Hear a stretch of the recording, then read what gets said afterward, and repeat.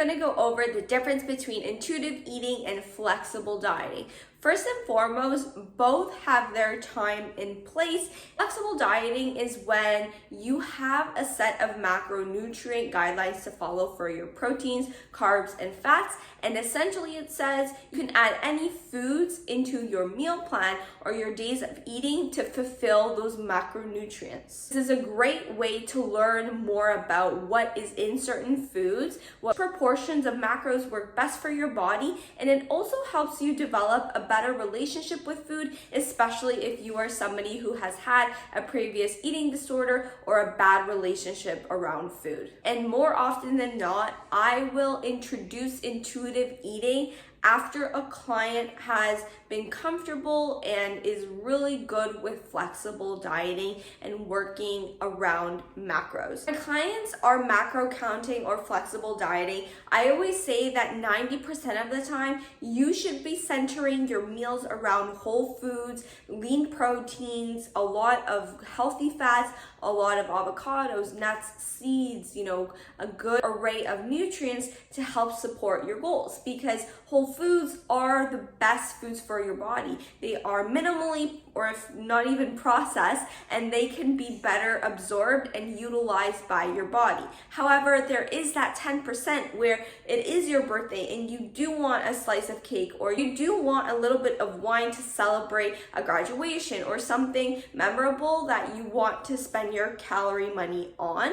And of course, there is a time and a place for everything. And that's where that 10% comes in. When you do have those days where you want to incorporate a scoop of ice cream into your macros, you will find that you are a little bit more hungry because Oreos do not have the same fiber profile as berries do. They do provide carbs and fats. However, the whole foods, berries, or nut seeds will keep you fuller for longer because of the complex carbohydrates in them and the fiber. Flexible dieting is also a great way to incorporate some things that you are craving. So if you feel that you want like an Oreo or something, instead of having 10 and satisfying that craving, you can have one that fits within your calorie budget, your macro budget, and still feel full and satisfied throughout the day because you've hit your protein, fat, and carb needs. So what if you've been doing macros and you're still not seeing the results you want?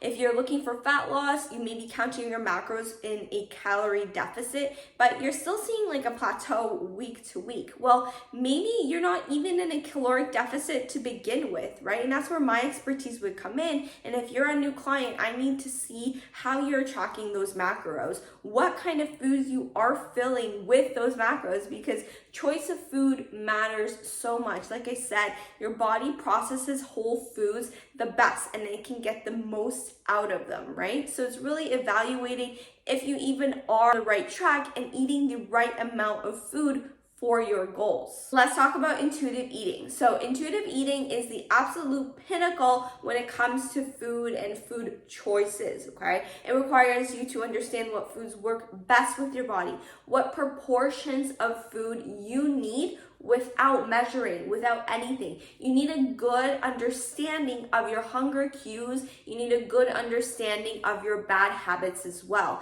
If you are somebody who is super stressed, and you are intuitively eating and you know that you're a stress eater, well, you better know that you're probably going to be snacking a lot, right? But if you're somebody who's flexible dieting, who's weighing out their foods, who has macros to hit, and you are undergoing that stressful situation, macros gives you a boundary and a parameter, and it may highlight some of your bad habits because you only have certain macros to play with, right? You don't have room to just keep snacking on the Lay's chips, going back and forth from the kitchen to your desk, right? And just mindlessly eating. That's where the two can kind of coincide, is that intuitive eating, you need a good understanding of your bad habits, of your habits, but the flexible dieting can help you recognize that as well, especially in the times where you are most vulnerable. This is why I believe that flexible dieting is a good step into intuitive eating, because you get a good understanding of what your portion sizes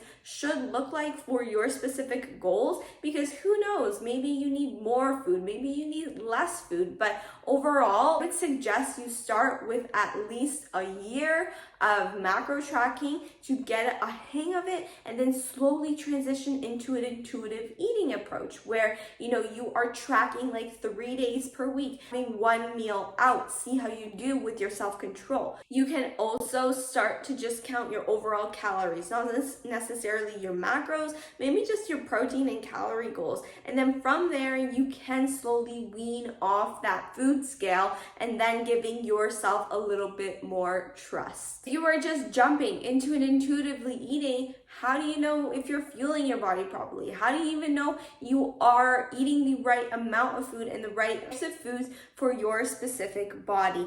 That's it for me, guys. Make sure to give this video a big thumbs up, subscribe to my channel, follow me on Instagram, and I'll see you next time. Bye.